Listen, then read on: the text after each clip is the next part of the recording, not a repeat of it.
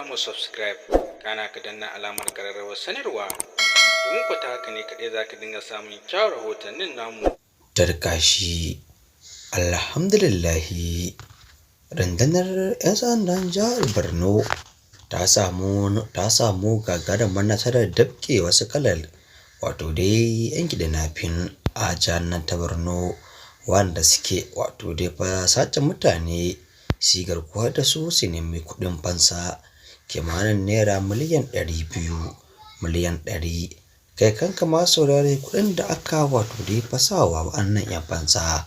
masu saurare idan fa za a haɗo duka da danginsa wani tabbas fa bai da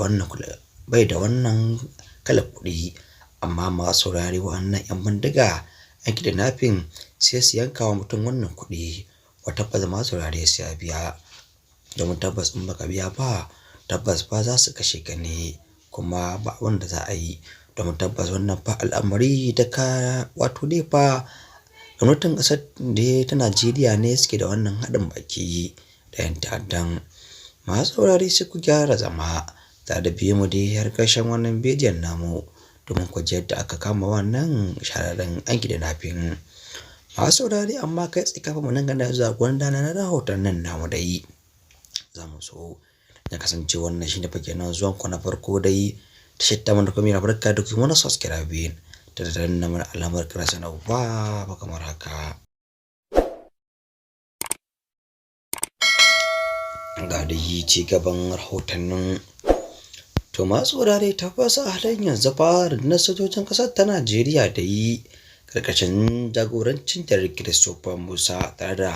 haɗin gwiwar Bello Matawalle Badar Abubakar sun fara kawo ƙarshen 'yan ta'addan ƙasar ta Najeriya dai a halin yanzu tun bayan wato dai zafafan farcin da Badar ya yi Ministry of Defense kan cewa a kawo gawar a kamo mai a tabbas a kawo ƙarshen Bello Turjikatilla da yaransa a halin yanzu masu saurare wato dai Bello Turjikatilla ya tsorata ya fara shiga wani kalar yanayi da za a ce tabbas dai abin ya riga da ya zo ƙarshe. Masu saurare kawai yanzu dai bari mu koma kan abin da ya kawo mu wato dai yadda wannan dai shahararren kidnapping suka kawo wato dai suka shiga hannu sakamakon masu saurare yadda suke zuwa cikin garin al'umma suke yin kidnapping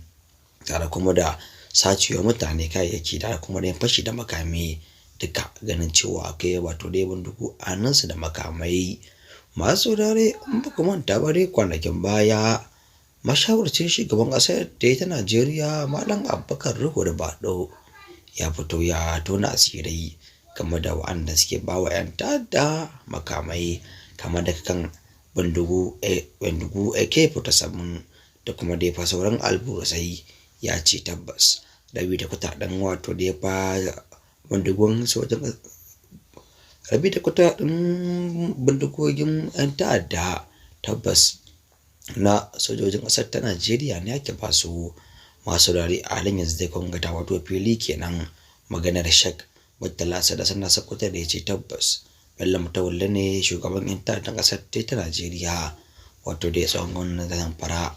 Masu rari kakan makawa ƙarshen labaran namu na yanzu sai mu tara cikin labaran namu na anjima don kama ko sai har labaran mahuta lafiya.